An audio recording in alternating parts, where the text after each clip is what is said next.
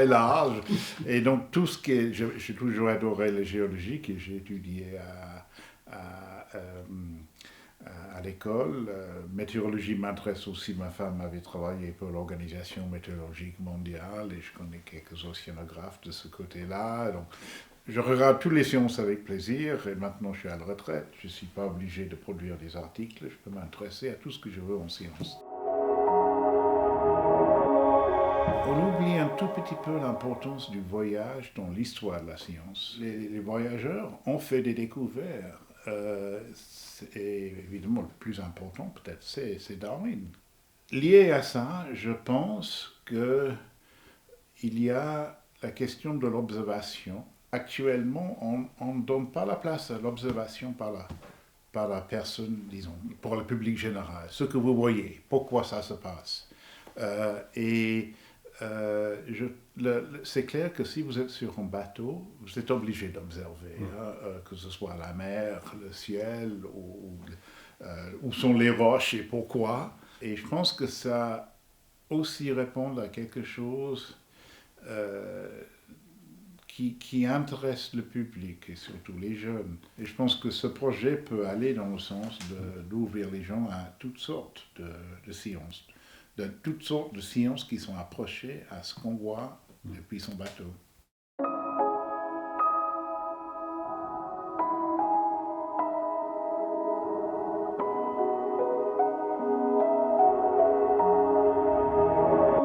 Je travaille vraiment sur la fin du néolithique, donc cette période que l'on appelle le campaniforme. Et ce campaniforme, il se caractérise par la présence d'un pot en forme de cloche renversée. Et en fait, ce qui est très particulier, c'est que ce gobelet-là, on le retrouve sur l'ensemble de l'Europe occidentale et en Afrique du Nord. Donc là, il faut bien savoir que ce n'est pas l'objet qui a circulé sur l'ensemble de l'Europe et l'Afrique du Nord, mais c'est le concept. Donc c'est un transfert d'idées. On connaît bien les personnes au pouvoir, on connaît l'ensemble de la population, ou en tout cas, on la déduit. Et puis ce qu'on connaît un peu moins, c'est un peu ces classes intermédiaires, hein. Et en fait, c'est là-dessus que je travaille pour essayer de mettre en évidence des artisans spécialisés qui constitueraient une middle class. Voilà. Alors en fait, Thierry m'a demandé un article sur les Celtes, parce que le mot celte, en fait, il est un petit peu galvaudé. Les Celtes c'est un mot qui est un peu connu par tout le monde, mais on ne sait pas très bien ce qui se cache derrière. Alors on n'est pas au néolithique, on est dans des périodes un peu plus récentes, la fin de l'âge du bronze, et puis la période de l'âge du fer, avec l'apparition de l'écriture, qui va arriver à la fin de l'âge du fer.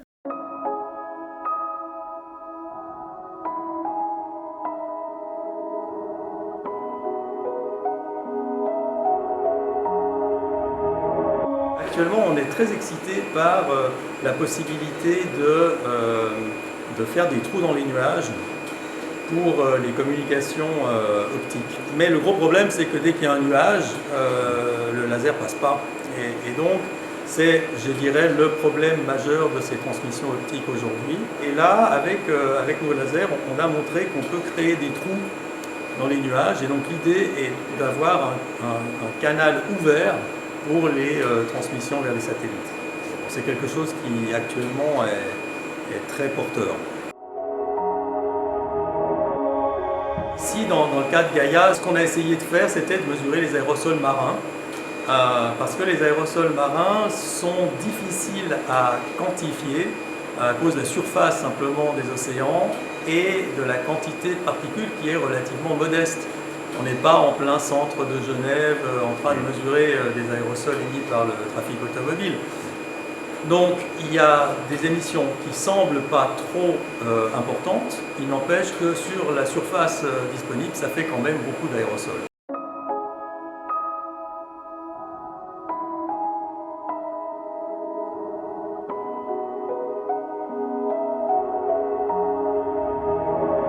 On essaye d'évaluer des scénarios climatiques pour un certain nombre de pays qui sont peu favorisés et qui seront de moins en moins favorisés avec le changement climatique, du fait du réchauffement, du fait de sécheresses qui peuvent se multiplier. Donc nous faisons des scénarios pour des pays comme le Togo ou Haïti, pour voir un peu quel est le type d'agriculture qu'il faut mettre en place actuellement pour avoir une agriculture qui soit durable et qui puisse être utilisée d'ici 20 ou 30 ans, autour de 2050.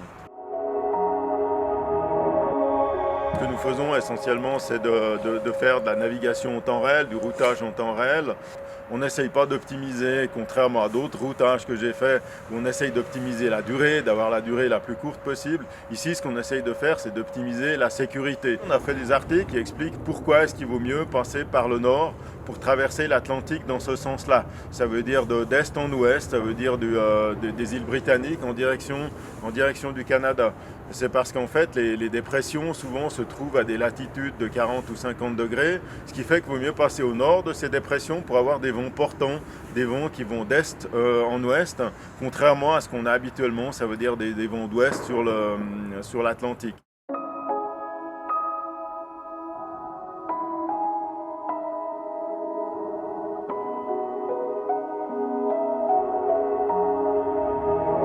Des cailloux partout et un poids énorme sur le bâtiment. Donc on est obligé de s'occuper de ça, de petit à petit enlever tous les cailloux qui arrivent chaque année quand on ramasse. Et ouais, il faut absolument qu'on déleste le bâtiment parce que ça peut poser des problèmes de structure. Il y a beaucoup de projets sur toute la zone nord-africaine et la péninsule arabe, notamment essayer de reconstituer la paléohydrologie, c'est-à-dire les flux d'eau anciens, notamment lors de ce qu'on a appelé la période africaine humide, qui est une période lors de laquelle le Sahara était plutôt vert. Il y a eu un réchauffement climatique qui a augmenté les précipitations. Et on essaie de comprendre un petit peu qu'est-ce que ça a eu comme impact sur tout ce qui est biogéographie humaine, les migrations des populations, etc.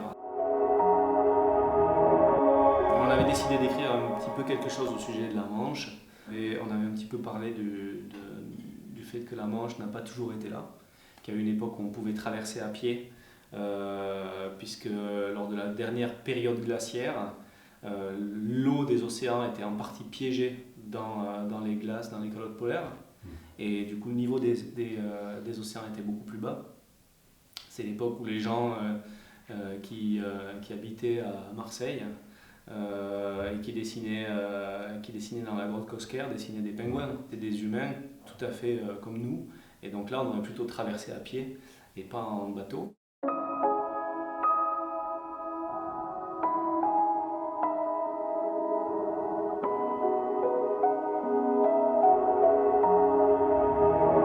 J'avais fait une grande marche sur les crêtes du Jura et puis je redescendais. J'étais un petit peu bredouille, j'avais vu quelques oiseaux et puis tout d'un coup dans le pâturage une tache orangée. Je me suis demandé renard, mais c'était pas la silhouette du renard, il était tapi et au soleil face à deux chevreuils qui étaient une cinquantaine de mètres plus loin et j'ai compris que c'était le but. Et finalement, j'ai décidé de m'approcher.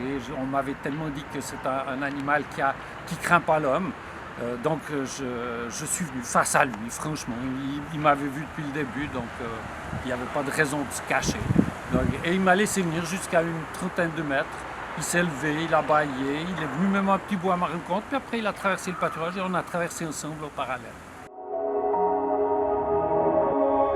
J'ai commencé par un article un petit peu étrange. J'ai parlé des rats qui quittent le navire. Pour commencer un tour du monde, c'est un peu étrange, mais c'est aussi un sujet qui nous touche beaucoup les ornithologues parce que les îles ont été infestées les unes après les autres par les rats amenés par les humains, par les bateaux. Et maintenant, on a fait d'énormes travaux pour essayer de les dératiser.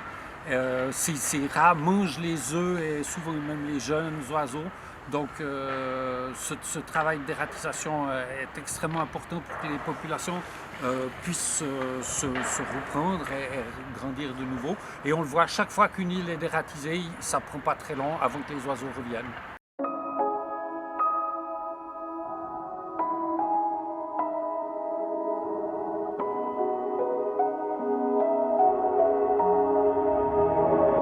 On travaille en effet au sud, beaucoup dans les pays du sud, où on a des compétences floristiques au départ, en tant que jardin botanique. Et puis on utilise ces compétences floristiques pour travailler sur ce qu'on appelle des concepts d'ethnobotanique, donc le rapport homme-plante. Les gens arrivent dans les villes, dans les métropoles, ils se groupent là pour des raisons économiques la plupart du temps, et puis ils oublient le rapport naturel qu'ils avaient avec toutes les plantes de cueillette, plantes alimentaires, plantes médicinales, plantes artisanales. C'est des jardins botaniques, soit réhabilités, soit des jardins ethnobotaniques qu'on crée, des jardins de plantes utilitaires. Les enfants viennent là, il y a un centre d'éducation environnementale qu'on crée, qu'on construit. L'idée étant que quand on connaît et qu'on mesure la portée de ce rapport utilitariste qu'on a avec la nature, on va bien évidemment être amené à la considérer de façon différente et à la protéger. On a proposé quelques articles. Flore des mers du Nord, des îles de cet Atlantique Nord est tout à fait intéressante. Quand on arrive dans des zones où la nature est entre guillemets pauvre, 450 espèces en Islande par exemple, un petit peu plus au Groenland, les gens vivent là-bas, les Inuits au Groenland, les populations féroïennes et islandaises en Islande, et elles ont très tôt, dès l'apport des Vikings qui est arrivé vers l'an 1000, ont utilisé tout ce qu'ils avaient sous la main. Et c'est ce qu'on avait aussi chez nous, dans nos Alpes, en particulier en période de disette.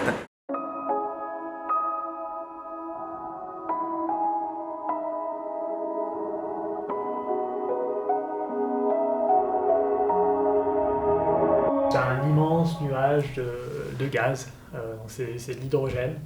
Et c'est ce qui va servir à fabriquer les étoiles. Les étoiles, elles viennent de ce genre d'objets, des nébuleuses. On voit au centre, il y a plein d'étoiles qui sont des jeunes étoiles qui ont été créées par la nébuleuse. Et puis les étoiles vont faire leur vie, à la fin de leur vie, elles vont recréer des nébuleuses. C'est un recyclage, c'est un cycle comme ça qu'on a dans la nature, dans l'espace. Le prochain là, qui est en cours de rédaction, ça va concerner les couleurs. Alors principalement pour l'instant les couleurs des étoiles, la couleur du soleil, tout ce qu'on regarde dans le ciel, pourquoi ça a de la couleur, d'où ça vient. Ça dépend des atomes, ça dépend de quoi est constituée notre atmosphère, et les atomes de notre atmosphère vont réagir, et en réagissant ils vont émettre de la lumière qui a une certaine couleur. Et donc de la même façon qu'on peut dire, si on a une nébuleuse un peu rouge comme ça, c'est l'hydrogène, si on observe du vert, c'est l'oxygène, et bien sur Terre, les couleurs des aurores boréales nous indiquent aussi quel type d'atome réagit.